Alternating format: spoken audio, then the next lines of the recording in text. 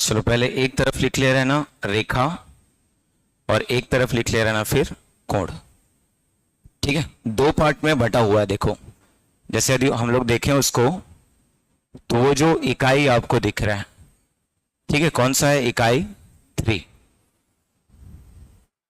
ध्यान देना, ठीक है, सबसे छोटा और सबसे सरल टॉपिक देखा जाए तो कौन सा है आपका? इकाई 3। ठीक है, इसमें आपको दो भाग दिए गए हैं। देखो पहला भाग जैसे देखोगे तो उसमें प्रॉपर लिखा है वो, ठीक है, रेखा तथा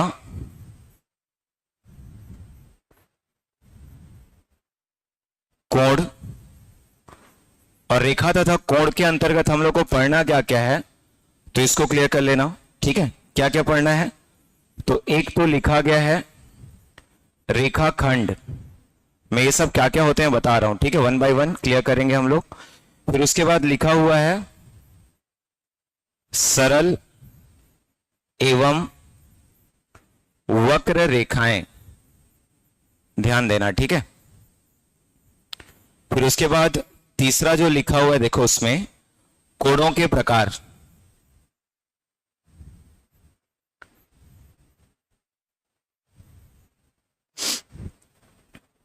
इसके बाद क्या देख रहे हो आप लोग? कोणों के प्रकार। देखो इतना एक भाग होता है ना, जैसे हम लोग इसमें लाइन एंड एंगल्स पढ़ते हैं रेखा तथा कोण के बारे में, और साथ ही यहां पे आप क्या क्या देख रहे हो उसमें? तो लाइन सेगमेंट जो होंगे, ठीक है, उसके बाद जो सरल और वक्र रेखाएं होंगी, मतलब सिंपल और जो क्या होते हैं, ठीक, कर्व्ड लाइंस होते हैं। साथ ही आप क्या देखोगे? कोणों के प्रकार। तो ये इतना कुछ आपको इसमें मिलेगा। ठीक है, साथ ही आप देखोगे तो इस तरफ लिखा हुआ है, इसको भी अच्छे से कैटेगराइज कर लेना। ठीक है, देखो सेकंड पार्ट में उसमें क्या लिखा है, तो समतलीय आकृतियां, इसको अच्छे से लिख ले रहा हूं, मैं ग्राफ बना दे रहा हूं। ठीक है, तो समतलीय आकृतियां जब आप देखते हो तो पहले तो इसको लिख ले रहना, ये प्लेन फिगर्स होते हैं ना, और प्लेन फिगर्स को हम लोग कैसे लिखते हैं? तो ये एक प्रकार से समझोगे तो 2D आकृतियां होती हैं, जो द्विमीय आकृतियां आप लिखते हो। तो इसको एक बार लिख ले रहे हो, समतलीय आकृतियां। इसमें आपको क्या क्या पढ़ना है ये चीजें क्लियर रखना है।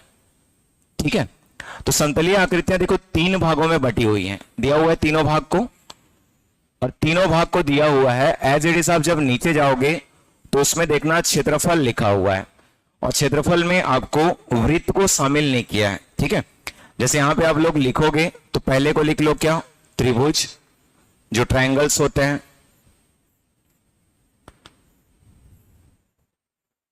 ठीक है, त्रिभुज के बाद क्या लिखा हुआ है? चतुर्भुज।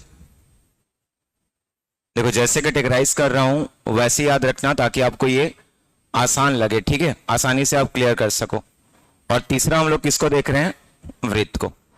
देखो ये तीनों आकृतियां ऐसी हैं जिसको हम लोग किसी समतल पर क्या कर सकते हैं? तो ड्रॉ कर सकते हैं।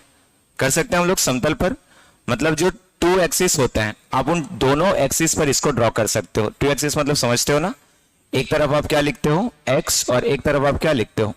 वाई। ठीक है, इन एक्सिस पर जो डायग्राम्स ड्रॉ होती हैं उनको हम लोग क्या लिखते हैं? समतलीय आकृतियां। ठीक है, इसी में जैसे आप लोग लिखोगे तो जो भी आपको क्या दिख रहा है? चतुर्भुज दिख रहा है। ठीक है, ऐसा कुछ आपको चतुर्भुज मिल जाएगा। ठीक, साथ ही हम लोग बात करेंगे किसका? वृत्त का। तो आप एक वृत्त यहां पे बना सकते हो, ड्रॉ कर सकते हो, कर सकते हैं। अब देखो इनमें आपको किस प्रकार से इनको कैटेगराइज करना है। त्रिभुज है, त्रिभुज को 2 भागों में बांटते हैं। ठीक है, बताते चलना कौन कौन से 2 भाग होते हैं। तो एक को हम लोग क्या लिखते हैं? देखो किसके आधार पर लिखते हैं? कोणों के आधार पर। और एक को हम लोग क्या लिखते हैं? भुजा के आधार पर। ठीक है, कोशिश करना आंसर करने का। बताओ कोणों के आधार पर कौन कौन से त्रिभुज बनते हैं? तो पहला क्या बनेगा? न्यून कोण। ठीक है, क्वेश्चन कैसे बनेगा मैं बताऊंगा आगे चलकर। आगे आप क्या देखोगे? समकोण, जो राइट एंगल्स होते हैं। ठीक है, और फिर हम लोग क्या देखते हैं? अधिक कोण। तो यदि कोणों के आधार पर आप देखोगे तो आपको ये तीनों मिलते हैं। ठीक, कौन कौन सा? तो न्यून कोण, समकोण और अधिक कोण। ठीक है, उसके बाद हम लोग बात करते हैं किसका? भुजा के आधार पर। तो भुजा के आधार पर आपको क्या क्या मिलते हैं, आप उनको लिख सकते हो। क्या होगा? जैसे हम लोग पहले लिखते हैं किसको? विषम बाहु को। ठीक है, फिर हम लोग किसकी बात करते हैं, समबाहु की, और फिर हम लोग बात करते हैं किसकी, समद्विबाहु की। लिखते हो? तो देखो कुल मिला के हम लोग को कितने आकृतियों के बारे में पढ़ना है, तो 6 आकृतियों की। और ये जो 6 आकृतियां आप लोग देख रहे हो, ठीक है, क्लियर रखना, इनके अभी बस हम लोग बेसिक प्रॉपर्टीज के बारे में पढ़ेंगे कि क्या क्या होते हैं, ठीक है, और इनसे कौन कौन से जो थ्योरम होते हैं वो बनते हैं, ठीक। और इनको छोड़ करके क्लियर रखना, इसमें आपको और कुछ नहीं पढ़ना है। जैसे ये मत सोचना कि यहाँ पे क्षेत्रफल के बारे में पूछेगा, ठीक है, या फिर परिमाप के बारे में पूछेगा, तो उसके लिए आपको अगला चैप्टर दिया गया है जहां पे आप क्या देख रहे हो, तो एरिया और वॉल्यूम लिखा हुआ है, ठीक है। तो इसमें केवल आप क्या पढ़ोगे, तो इनके जो बेसिक क्या होते हैं, प्रॉपर्टीज होते हैं, ठीक है। साथ ही आप क्या पढ़ोगे इनका, तो जो थ्योरम होता है, ठीक है, प्रमेय होता है। जैसे कुछ प्रमेय देखना सबको पता होता है। ये क्वेश्चन जैसे अभी आप देखोगे तो हाल ही में जो CSP HTL का एग्जाम हुआ था, उसमें त्रिभुज का पूछा था कि एक तरफ आप क्या लिखते हो, अंतःकोण, और एक तरफ आप क्या लिखते हो, बाह्य कोण, ठीक है। इन्हीं से कई क्वेश्चन बने थे ना, अंतःकोण क्या होता है और बाह्य कोण क्या होता है। यदि अंतःकोण की बात करें तो ये कितना होता है त्रिभुज का, ठीक है, आगे हम लोग देखेंगे ना, इनर एंगल कितने होते हैं, तो 180, और बाह्य की बात करें तो 360, ठीक है। इनके बारे में हम लोग पढ़ेंगे। साथ ही देखना, भुजाओं के आधार पर एक थ्योरम आपको मिलता है। यदि किसी भी त्रिभुज की आप क्या कर रहे हो, रचना कर रहे हो, तो इनमें कोई भी अल्टर जो 2 भुजाएं होती हैं, जैसे सपोज A और B, और क्या मिल गया C, तो किन्हीं 2 भुजाओं का योग जो होता है वो तीसरी भुजा से सदैव क्या होता है, अधिक होता है। किन्हीं 2 भुजाओं का अंतर जो होता है वो तीसरी भुजा से सदैव क्या होता है, कम होता है। तो इनसे भी क्वेश्चन बनते हैं कि बताइए कौन सी या फिर किस प्रकार के त्रिभुज की रचना हम लोग कर सकते हैं। साथ ही आप आगे बढ़ोगे तो इनकी समरूपता और सर्वांग समता से भी क्वेश्चन बनते हैं, ठीक है। तो उनके लिए प्रिपेयर रहना। ये क्या हो जाएगा आपका त्रिभुज, ठीक है। अभी बस लिखे रहो ना स्ट्रक्चर की क्या क्या पढ़ना है, फिर 1 बाय 1 मैं लेके आ रहा हूं इनको। देखो अगला हम लोग को क्या मिल रहा है, चतुर्भुज।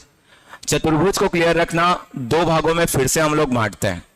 अब ये 2 भाग कौन कौन से होते हैं, तो जब भी 2 भाग की आप बात करोगे, देखो कितनी भुजाएं होती हैं चतुर्भुज में, 4। पढ़ते हो, चतुर्भुज का मतलब ही क्या होता है, 4 भुजाओं से मिलकर बनी बंद आकृति।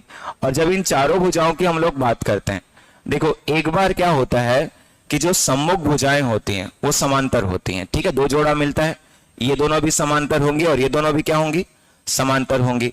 तो जब दोनों सम्मुख भुजाएं समांतर होती हैं, ठीक है, तो उस चतुर्भुज को आप क्या लिखते हो, देखो नाम से स्पष्ट है, क्या लिख देते हैं उसको हम लोग, समांतर चतुर्भुज। जब आमने सामने की भुजा समान तथा साथ ही क्या हो, समांतर हो, उसको हम लोग क्या लिखते हैं, समांतर चतुर्भुज। और उनमें से एक पेयर जब समांतर हो तो उसको हम लोग क्या लिखते हैं, समलंब चतुर्भुज। ध्यान देना, ठीक है। इन दोनों में बेसिक डिफरेंस क्या है, तो यहां इसको लिख करके रखे रहना, भुजाओं का, ठीक है, भुजाओं का दोनों जोड़ा, ठीक, दोनों जोड़ा क्या होता है, समांतर होता है, ठीक है। आगे हम लोग इसके बारे में और अच्छे से पढ़ेंगे ना, ध्यान देना। समलंब में क्या होता है, तो समलंब को हम लोग देखो अलग क्यों कर रहे हैं, क्योंकि यहां पे भुजाओं का एक जोड़ा बस क्या होता है, समांतर होता है, ठीक है। समझते हो इसको? जैसे मान लो मैं एक समांतर चतुर्भुज बना करके आपको दिखाता हूं, ठीक। तो इस कंडीशन में हम लोग देखो समांतर चतुर्भुज बनाते कैसे हैं, तो ये क्या हो जाएगा आपका इस प्रकार से। देखो ये दोनों कभी भी एक दूसरे को प्रतिच्छेद नहीं करेंगी, इसीलिए इन दोनों को हम लोग समांतर बोलते हैं। साथ ही ये जो लाइंस होती हैं, ठीक है, ये भी आपस में कैसे होती हैं, समांतर होती हैं, ठीक। जैसे मान लो इसको मैं लिख रहा हूं A B C और क्या लिख रहा हूं D, ये आमने सामने की भुजा समान और साथ ही क्या होती हैं, समांतर। जैसे इसको लिखोगे AB समान है किसके, CD के, और AD समान है किसके, BC के। साथ ही आप लिखोगे तो AB समांतर होगा किसके, CD के, और ठीक है BC समांतर होगा किसके, तो लिख सकते हैं AD के। ठीक है, इनको ध्यान देना। यहाँ पे दोनों पेयर कैसे होते हैं, समांतर होते हैं। ठीक, साथ ही जब समलंब में आप पहुंचोगे तो समलंब मतलब क्या होता है, देखो तो केवल भुजाओं का एक पेयर बस कैसा होता है, ठीक, समांतर होता है। देखो यहां पे यदि मैं इसको लिखता हूं P Q R और क्या S, तो PS और उसके बाद आपको इस तरफ क्या दिख रहा है, QR, ये कहीं ना कहीं आगे बढ़कर एक दूसरे को क्या करेंगे, देखो ठीक, क्रॉस करेंगे, तो उन दोनों को हम लोग समांतर बोल सकते हैं क्या। ठीक, तो इसीलिए लिखा जाता है कि यहां पे एक पेयर बस कैसा होता है, समांतर होता है। ठीक, यहां पे ये मत लिख देना कि दोनों समान होते हैं। ठीक है, दोनों कैसे होंगे, असमान। बस भुजाओं का एक पेयर कैसा होता है, तो लिख सकते हो कैसा होता है, समांतर होता है। यहां पे दोनों पेयर कैसे होते हैं, ठीक, समांतर होते हैं। अब देखो बाकी सारे चतुर्भुज किसके अंतर्गत पड़ते हैं, तो क्लियर रखना, बाकी सारे चतुर्भुज, ठीक है, प्रकार होते हैं किसके, तो समांतर चतुर्भुज के। इसी में आप आगे लिखोगे ना, पहला आप लिखोगे आयत, फिर आप लिखोगे वर्ग, और फिर आप क्या लिखोगे, समचतुर्भुज। याद रखना क्वेश्चन पूछा जाता है ना कि ये सारे चतुर्भुज जो आप देख पा रहे हो, ठीक, ये किनके प्रकार होते हैं, तो सब किनके प्रकार होते हैं, वहां पे प्रॉपर लिख लेना, समांतर चतुर्भुज के। जब हम लोग आयत को डिफाइन करेंगे तो वहां भी हम लोग बोलेंगे कि एक ऐसा समांतर चतुर्भुज, ठीक है, जिसके प्रत्येक कोण क्या होते हैं, 90 डिग्री के होते हैं। ठीक है, उनको मैं बताऊंगा आगे चल करके। बाकी अभी आप लोग बस इतना क्लियर रखो कि ये जो आयत, वर्ग और समचतुर्भुज है, ये सब किसके प्रकार होते हैं, समांतर चतुर्भुज के। तो समतलीय आकृतियों में आप इनके बारे में पढ़ते हो। ठीक, वृत्त में क्लियर रखना, इसका कोई भी प्रकार नहीं होता है। जैसे आप लोग लिखना चाहोगे तो लिख सकते हो। यहां पे एक चीज और हम लोग पढ़ेंगे, कौन सा, अर्ध क्या होता है, वृत्त। ठीक है, इसके बाद और भी कुछ आपको समतलीय आकृतियां में नहीं मिलेगा। तो इस चैप्टर को देखें तो इतना कुछ हम लोग को इस चैप्टर में पढ़ना होता है। ठीक, पहले तो रेखा और कोण के बारे में पढ़ेंगे कि रेखा किसको बोलते हैं, कोण किसको बोलते हैं। ठीक, उसके बाद हम लोग किसको पढ़ेंगे, समतलीय आकृतियों को, क्योंकि ये एक प्रकार से समझोगे ज्यामिति का पोर्शन होता है। इन्हीं रेखा से किसका निर्माण होगा, तो त्रिभुज का और चतुर्भुज का। ठीक है, उन्हीं को आप लोगे तो कर्व्ड लाइंस जो होते हैं वो किसका निर्माण कर देंगी, तो वृत्त का। ठीक, इसके बाद इसको जैसे लिख लेते हो तो अगला हम लोग शुरू कर रहे हैं, कौन सा, रेखा और कोण लिख सकते हो। ठीक है, तो देखो इनमें जो क्वेश्चंस होते हैं वो किस किस प्रकार के होते हैं उसको क्लियर रखना। तो सबसे पहले जब भी आप ज्यामिति शुरू करते हो, ठीक है, 3 नाम होते हैं, तीनों को हमेशा क्लियर करते चलना। ठीक, सबसे पहले लिख लो बिंदु,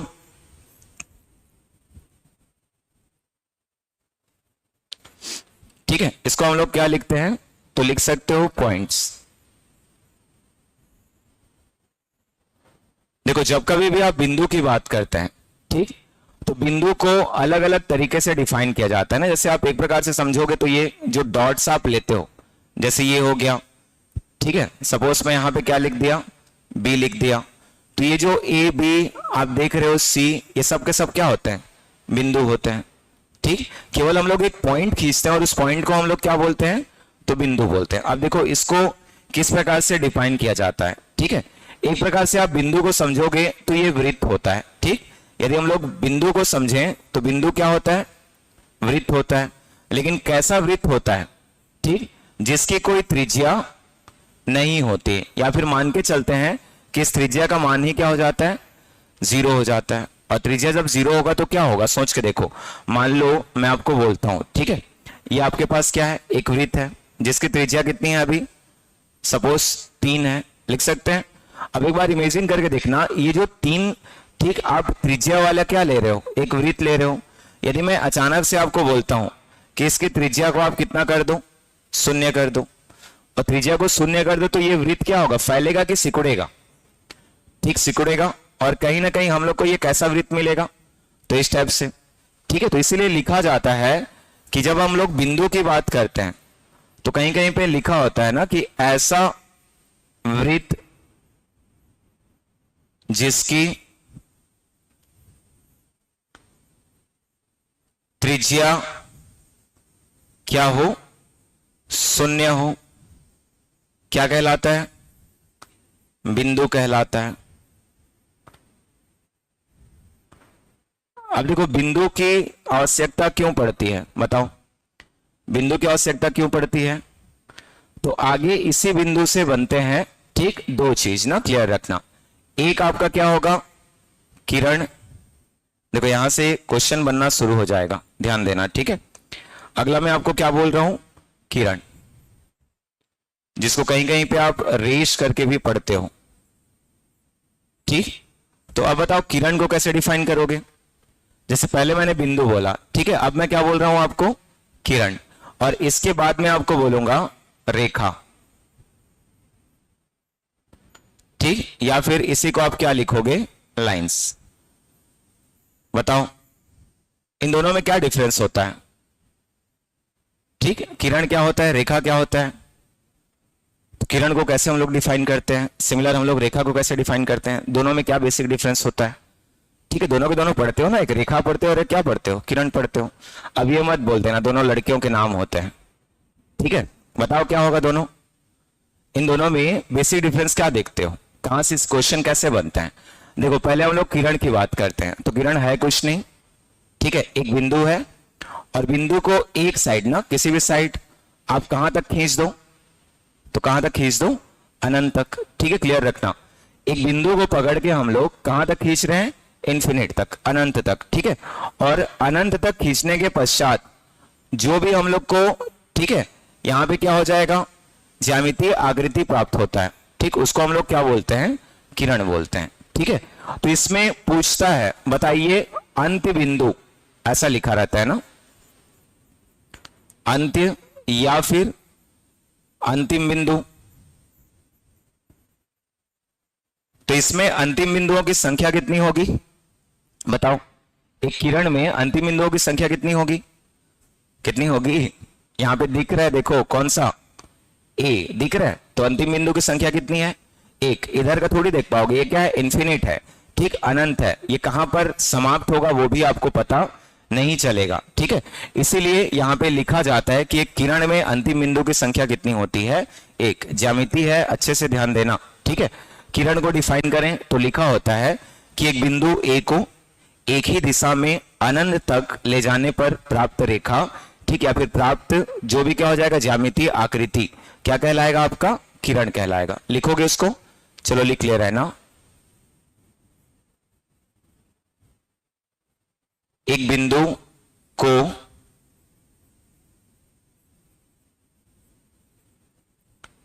एक ही दिशा में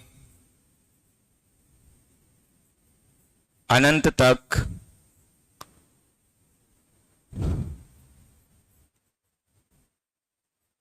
ले जाने पर प्राप्त, ठीक है, यहां पे लिख लेना,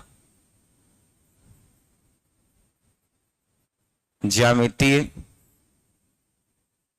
आकृति क्या कहलाता है, किरण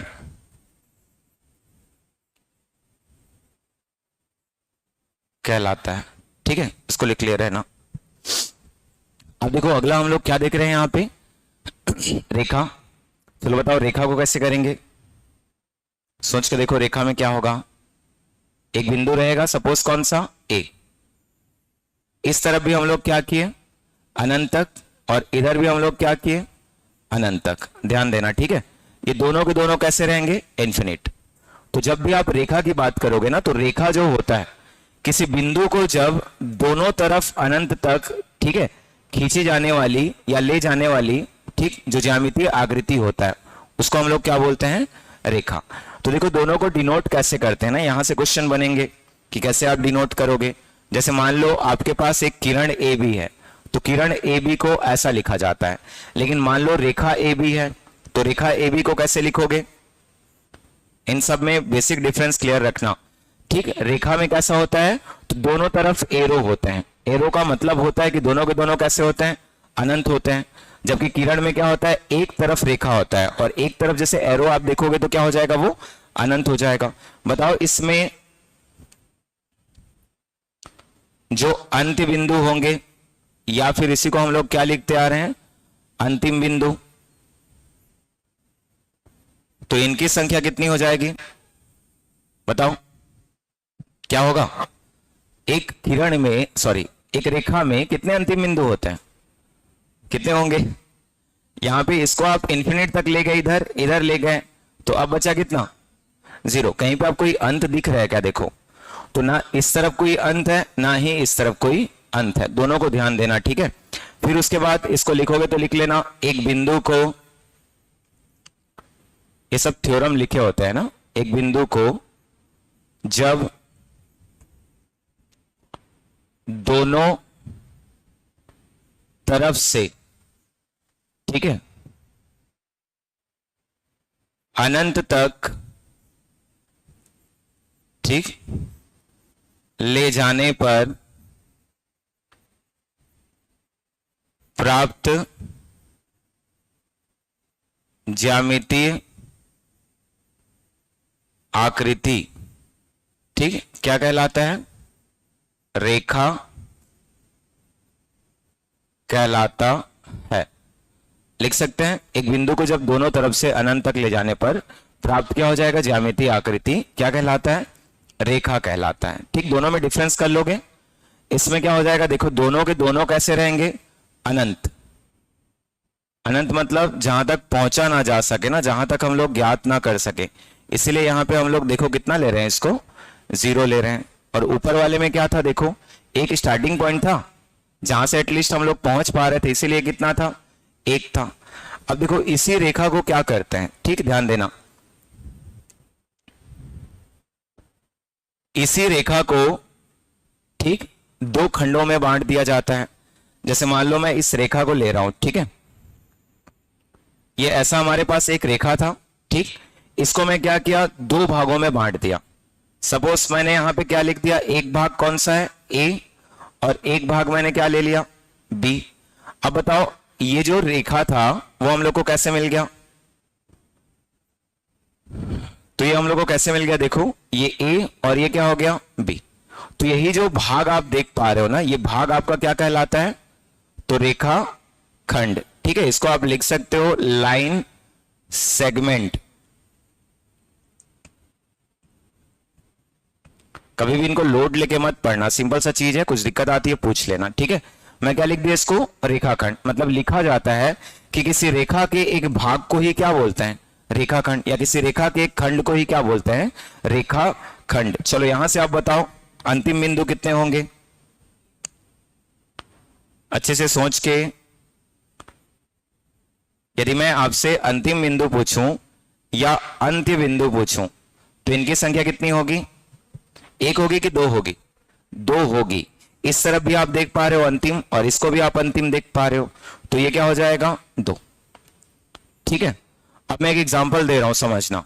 सपोज मैं आपको एक रस्सी का टुकड़ा देखता हूं, ठीक है। अब रस्सी का टुकड़ा दूंगा तो वो रस्सी का टुकड़ा क्या होगा? रेखाखंड होगा कि रेखा होगा कि किरण होगा? क्या होगा? रेखा होगा, ठीक है, क्योंकि हम लोग दोनों सिरों को देख पा रहे हैं। जैसे मान लो मैं इस पॉइंटर को बोलता हूं, तो इस पॉइंटर में भी देखो हम लोग इस सिरे को भी देख पा रहे हैं और इस सिरे को भी देख पा रहे हैं, तो ये भी क्या होगा? एक रेखा खंड होगा, ठीक है। इसीलिए रेखाखंड में हमेशा हम लोग लिखते हैं कि अंतिम बिंदु कितने होते हैं? 2। यहां से क्वेश्चन बनते हैं, जैसे आप लोग ज्यामिति के प्रॉपर क्वेश्चन देखोगे तो इन तीनों से क्वेश्चन बनते हैं। रेखा में कोई अंतिम बिंदु नहीं होता है, क्योंकि आप इस छोर को भी नहीं देख पाओगे और इस छोर को भी नहीं देख पाओगे, ठीक है। सिमिलर आप देखोगे किरण में, तो किरण में एक छोर को आप देख पाते हो लेकिन एक छोर को आप नहीं देख पाते हो, इसलिए अंतिम बिंदु कितने होते हैं? 1। सिमिलर आप रेखाखंड में देखोगे तो रेखाखंड में अंतिम बिंदु कितने होते हैं? तो 2 होते हैं। लिख सकते हैं इसको। अब देखो इनको कुछ भागों में बांटा जाता है, जैसे उसमें रेखा भी लिखा हुआ है, ठीक।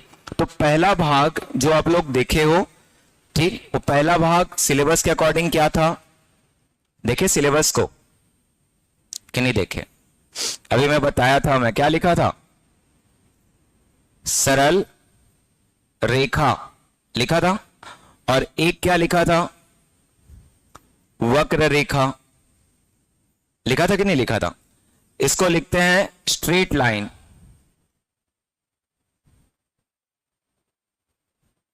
ठीक, और इसको हम लोग क्या लिखते हैं? कर्व्ड लाइन, ठीक है। एक तरफ मैं बात कर रहा हूं किसका? सरल रेखा का, और एक तरफ मैं बात कर रहा हूं किसका? वक्र रेखा का। बताओ दोनों में डिफरेंस क्या होता है? तो सरल रेखा कैसे होते हैं? देखो सीधी रेखा जो होती है ना, इसको हम लोग क्या बोलते हैं? तो ये क्या है? सरल रेखा है। लेकिन जब मैं वक्र रेखा बोलूं तो क्या हो जाएगा? ठीक, तो ये जो आड़ी तिरछी रेखा होती है, मतलब जो मुड़े हुए रेखा होते हैं, इसको हम लोग क्या बोलते हैं? वक्र रेखा। ठीक, कर्व्ड लाइन। अब जैसे मोड़ना चाहो वैसे मोड़ देना। तो ये जो रहेंगे ये सब के सब क्या होते हैं? ठीक है, वक्र रेखाएं होती हैं। ठीक, वक्र रेखा में पूछता है ना, वहां से क्वेश्चन आते हैं कि बताइए, ठीक है, एक सरल रेखा इसको कितनी बार प्रतिच्छेद करती है? ठीक है, वहां से क्वेश्चन आते हैं कि एक सरल रेखा जो होगा एक वक्र को कितनी बार प्रतिच्छेद करती है। बताना कल मेरे को आप लोग आंसर। ठीक है, अभी तो नहीं बता रहे हो, कल खोज के लाना कि एक वक्र रेखा सरल रेखा द्वारा कितनी बार प्रतिच्छेद होती है। ठीक, तो सिंपल सा समझोगे तो अभी मन में चल रहा होगा कि कई बार होगा, अनंत बार होगा, एक बार होगा, दो बार होगा। ठीक है, वहां पे मन में आता है कि रेखा कैसी है, उसके अकॉर्डिंग हम लोग बताएंगे कि वो कितनी बार क्या करेगी? प्रतिच्छेद करेगी। तो उसमें एक न्यूनतम आता है, एक अधिकतम आता है। न्यूनतम कितनी बार होगा वो बता देना मेरे को, अधिकतम कितनी बार होगा वो बता देना। ठीक है, तो एक तरफ मैं क्या लिख रहा हूं? सरल रेखा, और एक तरफ मैं क्या लिख रहा हूं? वक्र रेखा। देखो, सरल रेखा को हम लोग कुछ भागों में बांटते हैं। सरल रेखा मतलब समझ गए ना, ये क्या होता है? सीधी रेखा। ठीक, और ये क्या होता है? वक्र रेखा। देखो, इसका अच्छा एग्जांपल कहां मिलता है पता है? जो ईसीजी देखे हो, ठीक, हार्टबीट जो होते हैं, ठीक, उनका रिपोर्ट कभी देखे हो? देखना, प्रॉपर आपको कुछ इस टाइप से दिखता है, दिखेगा? देखना, ऐसे करके जो दिखते हैं, तो ये जो आप देख पाते हो ना, वो क्या होता है? तो वक्र रेखाएं होती हैं। ठीक है, एक समय से शुरू होंगी और एक समय के बाद क्या होगा? तो ऊपर नीचे। ठीक है, उसके बाद यहाँ पे क्या हो जाएगा? थोड़ा सा ऐसा मुड़ा हुआ रहेगा, फिर उसके बाद इस प्रकार से। तो ये जो आप देख पाते हो ना, ये किसके एग्जाम्पल होते हैं? वक्र रेखा के। बाकी सरल रेखा आप देखोगे तो बहुत सारी जगहों में आपको मिलेंगे। ठीक है, साथ ही यदि मैं बात करूं तो इनको कुछ भागों में बांटते हैं। जैसे एक भाग आपको मिलेगा, तो पहला भाग लिख लेना। देखो, एक को हम लोग लिखते हैं संगामी, ठीक, और एक को हम लोग लिखते हैं समांतर। ध्यान देना। अब चलो बताओ, संगामी क्या होता है और समांतर क्या होता है? इन दोनों में डिफरेंस क्या है? समांतर मतलब तो समझ गए होगे, जो एक दूसरे को कभी भी प्रतिच्छेद नहीं करती हैं। लिखते हैं समांतर में, जैसे हम लोग लिखें, चलो इस तरफ मैं लिख रहा हूं। ठीक है, एक मैं आपको क्या बोल रहा हूं? समांतर रेखाएं। ठीक, इसको हम लोग क्या लिखते हैं? तो पैरेलल लाइंस जो होते हैं। ठीक है, अब यहां पे आप लिखोगे पैरेलल लाइंस, मतलब कैसी हो जाएंगी? तो एक ये रेखा और दूसरी क्या हो जाएगा? उसी के पैरेलल एक और रेखा। जैसे मान लो इसको हम लोग ए और बी बोल रहे हैं, इस रेखा को, तो इसको हम लोग क्या लिख लेते हैं? जो भी पी और क्यू, अब जैसा नाम लिखना चाहो। ठीक है, बताओ ये दोनों एक दूसरे को कभी प्रतिच्छेद करेंगे क्या? ठीक, तो ये एक ही सिद्ध में अपनी अपनी जो भी दिशा है उसमें वो चलती रहेंगी, गतिमान रहेंगी। बस इतना क्लियर रखना, इनके बीच की जो दूरी होती है, ठीक, तो इनके बीच की दूरी सदैव क्या होती है? समान होती है। यहां से आगे क्वेश्चन बनेंगे ना, इनको क्लियर रखना। तो इसको लिखा जाता है कि इनके बीच की दूरी सदैव समान होती है, लिख सकते हैं। अब देखो, इसके बाद क्या होगा? समांतर रेखा के बाद जैसे आप लोग पढ़ रहे हो तो क्या है? संगामी। तो जब हम लोग संगामी रेखाओं की बात करते हैं तो यहां से क्वेश्चन कैसे बनते हैं, इसको क्लियर रखना। देखो, संगामी रेखा का मतलब है, दो शब्दों से मिला हुआ है, स और क्या हो जाएगा? जो भी गामी। तो संगामी का मतलब होता है कि एक ही दिशा की ओर बढ़ने वाले। ठीक है, सॉरी, एक ही जो भी स्थानीय दिशा से शुरू होने वाले लिखते हैं ना। यहां पे क्या हो जाएगा? एक बिंदु। अब इस बिंदु से जितनी भी रेखाएं शुरू होंगी उनको हम लोग क्या बोलते हैं? संगामी। ठीक, जैसे मान लो एक आध रेखा हम लोग इस तरफ शुरू कर दिए, ठीक है, एक आध सपोज हम लोग इस तरफ शुरू कर दिए, एक आध इस तरफ शुरू कर दिए। ठीक है, तो ये जितने भी आप रेखा जो देख पा रहे हो ना यहाँ पे, ये सब के सब क्या होते हैं? तो संगामी रेखाएं होती हैं। ठीक है, क्लियर रखना, एक निश्चित बिंदु से आरंभ होने वाली रेखाएं, उनको हम लोग क्या बोलते हैं? संगामी रेखाएं। इसमें बस इतना क्लियर रखना है कि ये सभी कहां से शुरू होती हैं? तो लिख सकते हो एक ही बिंदु से प्रारंभ हो, और एक ही बिंदु से प्रारंभ होंगे तो हम लोग उनको क्या बोलेंगे? संगामी रेखाएं। ठीक है,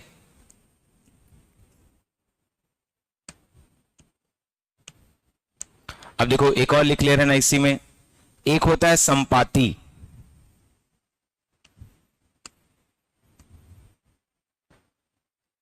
देखो संगामी और संपाती जो होते हैं दोनों एक जैसे लगते हैं, ठीक। संपाती का मतलब क्या होता है, जो ओवरलैप्ड होते हैं ना एक रेखा, अब इसी के ऊपर एक और क्या हो जाएगा, दूसरी रेखा, ठीक है। समझना इसको अच्छे से। जैसे पहला वाला रेखा को हम लोग क्या लिख रहे हैं, ए और बी, और वहीं यदि हम लोग दूसरी रेखा की बात करें तो सपोज मैं इसको लिख दिया आर और इसको लिख दिया क्या, एस। तो ये जो दोनों रेखाएं आप देख रहे हो ना एक के ऊपर एक, इसको हम लोग क्या बोलते हैं, संपाती रेखाएं। और यहां पे हम लोग जो देख पा रहे हैं ये क्या है, संगामी रेखाएं। दोनों एक जैसे लगने लगते हैं, दोनों को ध्यान देना, ठीक। एक क्या होगा संपाती और एक क्या होगा संगामी। लिख सकते हो संगामी मतलब एक ही बिंदु से प्रारंभ होने वाली जो रेखाएं होती हैं, ठीक है, उनको हम लोग क्या बोलते हैं, संगामी। और संपाती मतलब क्या होता है, जो एक के ऊपर एक आपको रेखाएं मिलती हैं। वैसे समांतर क्या हो गया, तो समांतर को हम लोग दो अलग अलग रेखा जो कभी एक दूसरे को प्रतिच्छेद ना करें और जिनके बीच की दूरी सदैव क्या रहे, समान रहे। अब लिखते हैं देखो तिर्यक रेखा, ठीक है। अगला क्या लिख लो, तिर्यक रेखा।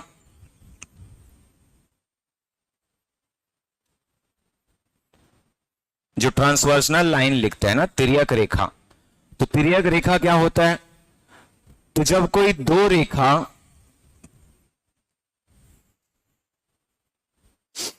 ठीक है किसी तीसरी रेखा द्वारा प्रतिच्छेद किए जाएं। जैसे यहां पे एक को मैं लिख दिया ए बी, एक को मैं लिख दिया फिर क्या, जो भी सी डी, और सपोज मैं एक तीसरी रेखा लिखा कौन सा, एम और एन। लिख सकते हैं ऐसा। तो देखो अगला हम लोग क्या लिख रहे हैं, तिर्यक रेखा। अब इस तिर्यक रेखा में आपको क्या पता चल रहा है कि दो समांतर रेखाएं थी, कौन,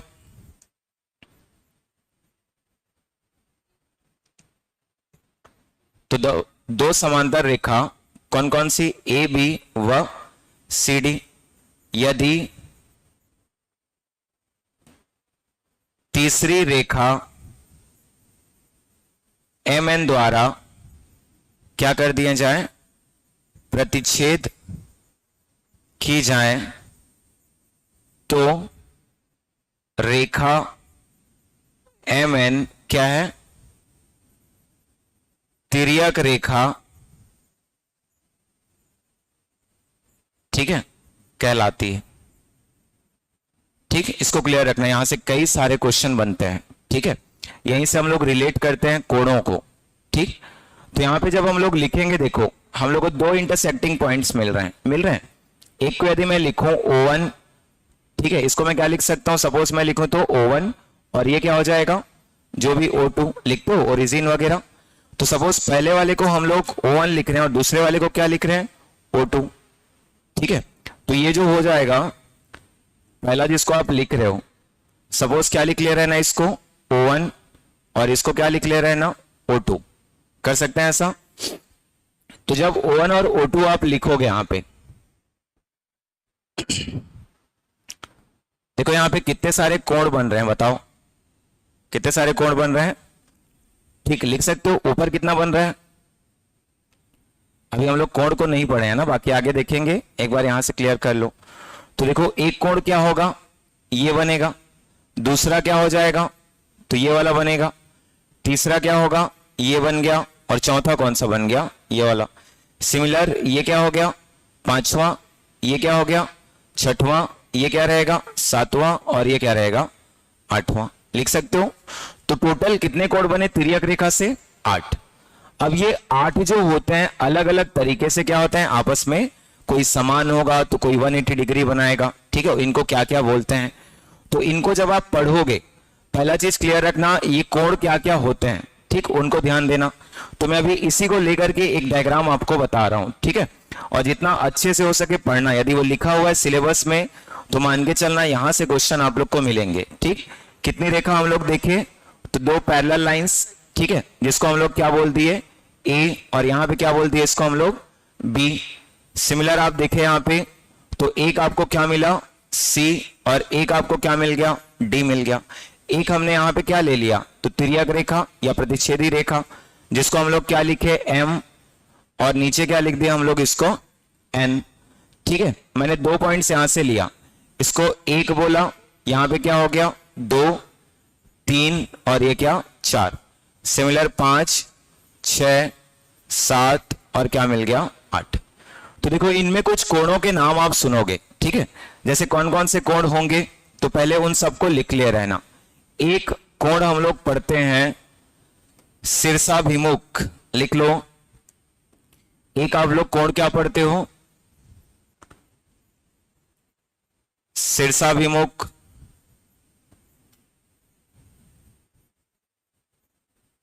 एक आप लोग पढ़ोगे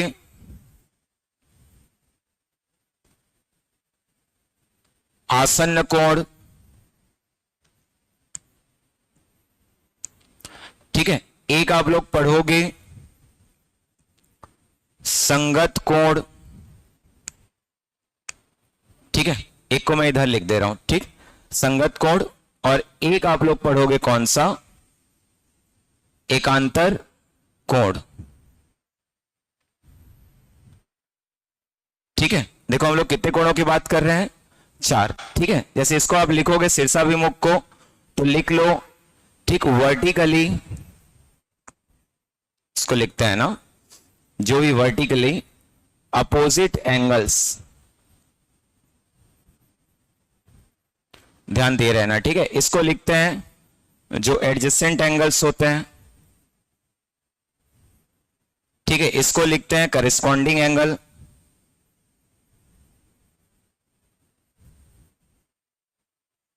और ये जो आपको मिलता है ये होता है अल्टरनेट एंगल। देखो पहले तो इनको समझते हैं, ठीक है, काफी आसान होते हैं। यहां पे जो जो आप टर्म्स देख रहे हो, देखो पहला शीर्षाभिमुख कोण मिला।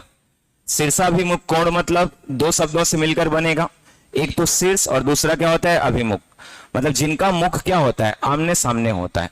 जैसे मैं बात करूं यहां पे कोण का, तो 1 और क्या दिख रहा है 3, इन दोनों का मुख क्या दिख रहा है आमने सामने। सिमिलर आप देखोगे 2 और 4, तो इनका भी मुख कैसे दिख रहा है आमने सामने। यहां भी आप देखोगे 5 और क्या है 7 है, तो इनका भी मुख कैसा है आमने सामने। 6 और 8 है, तो ये भी इनका भी मुख कैसा है आमने सामने। ठीक है, तो यहां पे लिखे जाते हैं ना शीर्षाभिमुख कोण मतलब आमने सामने का कोण, कि जब 2 समांतर रेखा किसी तीसरी तिर्यक रेखा या प्रतिच्छेदी रेखा द्वारा प्रतिच्छेद किया जाए तो बनने वाले आमने सामने के कोण को हम लोग क्या बोलते हैं शीर्षाभिमुख कोण।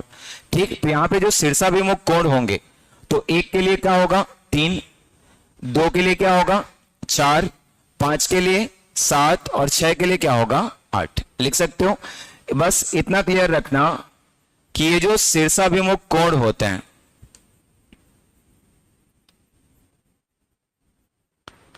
ठीक, ये क्या होते हैं आमने सामने के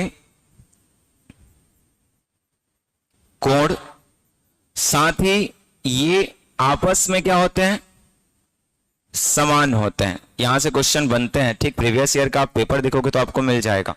ठीक है, आपको कुछ भी वो लिख देगा कि मान लो ये 70 डिग्री है, ठीक, बताइए 3 का मान क्या होगा। तो यदि 1 70 डिग्री तो 3 भी क्या हो जाएगा 70 डिग्री, लिख सकते हैं। अब देखो आसन्न और संगत, कुछ लोग इन दोनों में डिफरेंस क्लियर नहीं कर पाते, आसन्न और किसमें संगत में। कुछ लोग को दोनों एक जैसा लगने लगता है।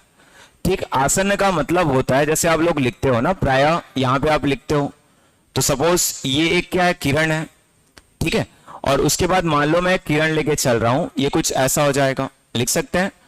तो इनके लिए जैसे एक ही उभयनिष्ठ क्या होना चाहिए बिंदु होना चाहिए।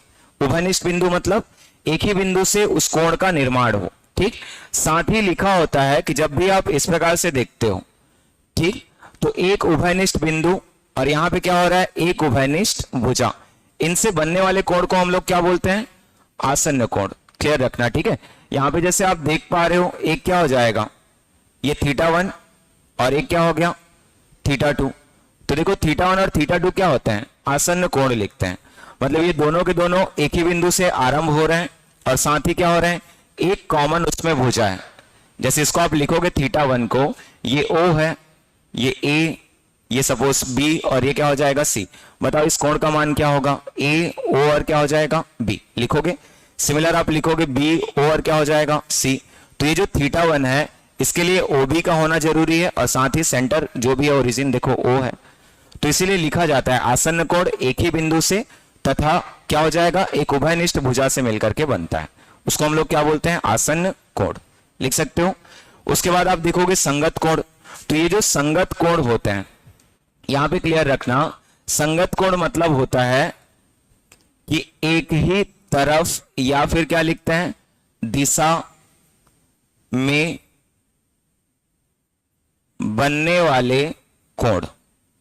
अब बताओ इसमें एक ही दिशा में बनने वाला कोण क्या होगा, ठीक, तो एक ही दिशा में बनने वाला कोण मतलब देखो इसके लिए समझना, ठीक है, हम लोग 2 लाइन खींचे थे ऐसा, अब इसके बाद एक प्रतिच्छेदी रेखा आया जो इन दोनों को क्या किया, इंटरसेक्ट किया, ठीक, देखिए उसमें, तो जब वो इंटरसेक्ट किया यहां पे देखो सबसे पहले किसको काटा होगा, किसको काटा होगा, पहली रेखा को काट दिया।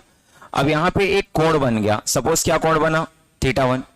अब देखो फिर से वो आगे बढ़ा और फिर से किसको काटा, ठीक, दूसरी रेखा को, और यहां भी एक कोण बनाया, याद रखना यही इसका संगत कोण कहलाता है, ठीक। उसके बाद ये क्या किया, फिर से आगे बढ़ गया, तो मतलब एक ही दिशा जो कोण बन रहे हैं उनको हम लोग क्या बोलेंगे, संगत।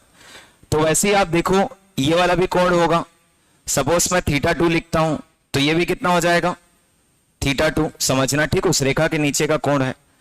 यदि मैं इस वाले कोण की की बात करता हूं तो ये θ3 है, ये भी क्या हो जाएगा, θ3, और ये जो ऊपर आप देख रहे हो ये θ4 होगा, तो ये भी कितना हो जाएगा, θ4, क्लियर कर सकते हो।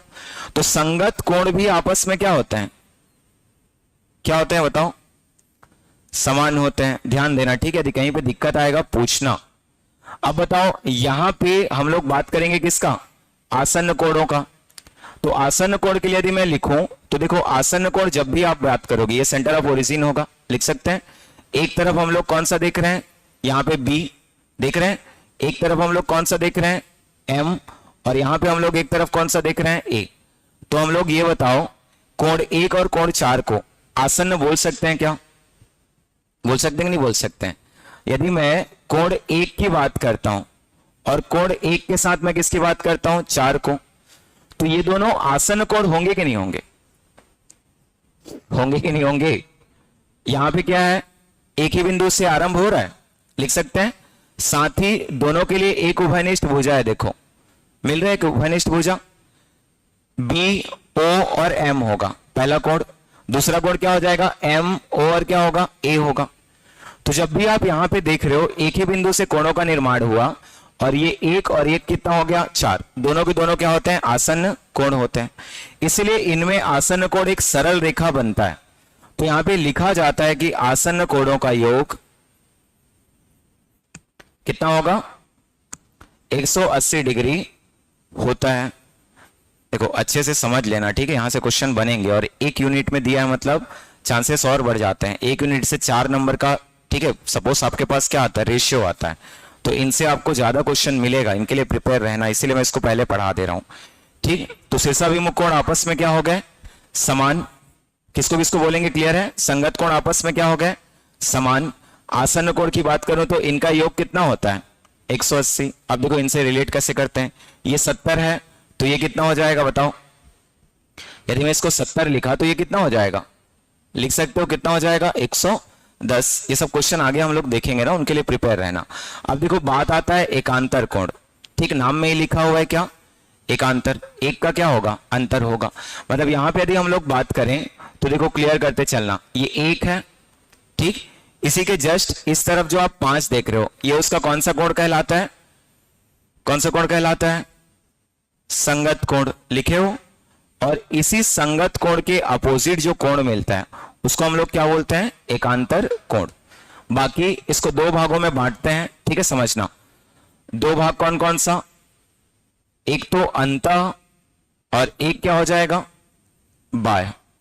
अंतः का मतलब क्या होता है, अंदर की ओर, और बाह्य का मतलब क्या होता है, बाहर की ओर। तो देखो अंदर की ओर मतलब हम लोग बात किसकी करेंगे, समझना। जो ए बी और सी डी आप देख रहे हो इसके अंदर कितने कोण हैं, कितने कोण हैं, ठीक, 4 कोण दिख रहे हैं। यदि मैं अंदर की बात करूं तो अंदर में कितने कोण दिख रहे हैं, ये ऐसा होगा, अभी मैं केवल इतने की बात कर रहा हूं, समझना। यहां पे ये कौन सा कोण दिख रहा है? 2। यहां पे कौन सा कोण दिख रहा है? 3। यहां पे क्या है? 5। और यहां पे क्या है? 8। ये कुछ है? ठीक, तो ये एकांतर अंतः कोण कहलाते हैं। और जैसे ही आप बाहर वाले को देखोगे, देखो बाहर में क्या क्या छूट रहा है। ठीक, बाहर में क्या क्या छूट रहा है उसमें देख लेना। इस तरफ क्या था? 1। इस तरफ क्या था? 4। इस तरफ क्या था? 6। और इस तरफ क्या था? 7। तो मैं जो व्हाइट से डिनोट कर रहा हूं ये क्या है? बाह्य कोण। और जिनको मैं येलो कलर से ले रहा हूं ये क्या हो जाएंगे? अंतः कोण। तो जब इनकी हम लोग बात करेंगे, ये जो 2 देख रहे हो, देखो इसी के एकांतर मतलब क्या हो जाएगा? दूसरी तरफ। तो कौन सा कोण दिख रहा है? 8। ठीक है, 2 का एकांतर कोण कौन सा है? 8 है। 5 का एकांतर कोण क्या होगा? तो 3 है। वैसे 1 का एकांतर कोण क्या है? 7 है। 6 का एकांतर कोण क्या है? 4 है। और एकांतर कोण भी आपस में कैसे होते हैं? ठीक है, क्या होते हैं आपस में ये? 1 मिनट ना, समांतर हो गए, समान होते हैं, लिख लेना।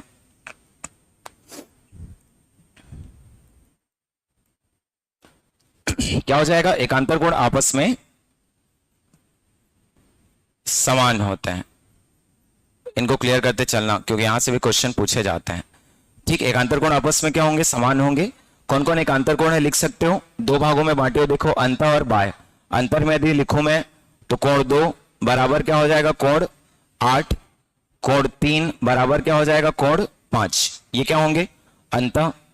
बाह्य में लिखूं तो कोण 1 बराबर होगा किसका? 7 का। और कोण 4 बराबर होगा किसका? कोण किसका? 6 का। लिख सकते हो, ध्यान देते चलना। ठीक, यहां से क्वेश्चन मिलेगा और मिलेगा ही मिलेगा। तो कितने कोण देख रहे हो इसमें? शीर्षाभिमुख, आसन्न, फिर क्या हो गया? संगत, और फिर क्या लिखे? एकांतर। देखो सारे कोण आपस में समान होते हैं सिवाय किसके? आसन्न के। आसन्न कोणों का योग क्या होता है? तो आसन्न कोणों का योग कितना लेते हैं हम लोग इसमें? 180। बाकी हमेशा के लिए इसको याद करके नहीं बैठना है ना, क्लियर रखना। जरूरी नहीं कि आसन्न कोणों का योग कितना हो? 180 हो। जैसे मान लो आपको मैं ऐसा दे दिया, देखो यहां पे कितने अंश का कोण बनेगा? 90 बनेगा। इसको मैं O लिख दिया, इसको A लिख दिया और इसको B लिख दिया। और इन्हीं के बीच में एक मैं क्या खींच दिया? सपोज M खींच दिया। ये मान लो θ1 है और ये मान लो क्या है? θ2 है। तो θ1 और θ2 आसन्न कोण होंगे कि नहीं होंगे? तो ये दोनों भी क्या है? आसन्न कोण है, क्योंकि इनका जो ओरिजिन है जहां से ये निर्मित हो रहे हैं ये भी एक ही बिंदु है और इनके लिए एक ही क्या है? भुजा है। ठीक, तो यहाँ पे θ1 θ2 दोनों के दोनों आसन्न होते हैं, लेकिन यहां आसन्न कोणों का योग कितना होगा बताओ? तो आसन्न कोणों का योग कितना होगा? 90 डिग्री। ठीक है, लेकिन अभी जो हम लोग जिन तिर्यक रेखाओं की बात कर रहे थे उस तिर्यक रेखा में इनका योग कितने का होता है? तो 180 का। ठीक है, अच्छे से पढ़ना इनको, जितना भी जो अभी मैं बता रहा हूं। ठीक, कल के लिए मैं होमवर्क दे रहा हूं, फिर कल हम लोग फिर से देखेंगे। ठीक है, आपको ठीक जो कोणों के प्रकार हैं, ठीक है, इनको क्लियर करना है। ठीक है, कि जब थीटा की वैल्यू कितनी होगी? 0 डिग्री। ठीक, कौन सा कोण बोलते हैं इसको? मेरे ख्याल से याद भी होगा। ठीक है, उसके बाद क्या हो जाएगा? थीटा की वैल्यू जब 0 डिग्री से 90 डिग्री में होगा इसको क्या बोलते हैं? थीटा की वैल्यू जब क्या हो जाएगा? 90 डिग्री होगा इसको क्या बोलते हैं? थीटा की वैल्यू जब 90 डिग्री से 180 होगा इसको क्या बोलते हैं? थीटा की वैल्यू जब 180 होगा इसको क्या बोलते हैं? थीटा की वैल्यू 180 डिग्री से 270 डिग्री होगा इसको क्या बोलते हैं? थीटा की वैल्यू 270 डिग्री से 360 डिग्री होगा इसको क्या बोलते हैं? और जब थीटा की वैल्यू 360 डिग्री होगा उसको क्या बोलते हैं? बताओ, कौन कौन सा पता है? कुछ तो पता होगा ना? कौन सा? 90। 90 क्या होता है? समकोण होता है। चलो ठीक है, और क्या होगा? ये क्या आएगा, न्यून कोण आएगा, ठीक है। फिर इसके बाद वाला अधिक कोण आएगा, चलो ठीक है।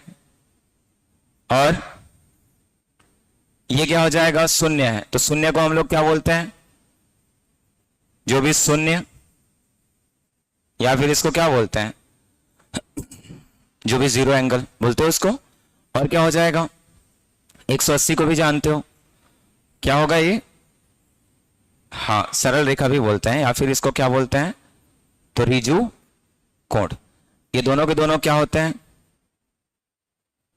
वृहद कोण, ठीक है। वृहद कोण मतलब रिफ्लेक्स एंगल जो होता है, ठीक है, 180 डिग्री से जो बड़े होते हैं।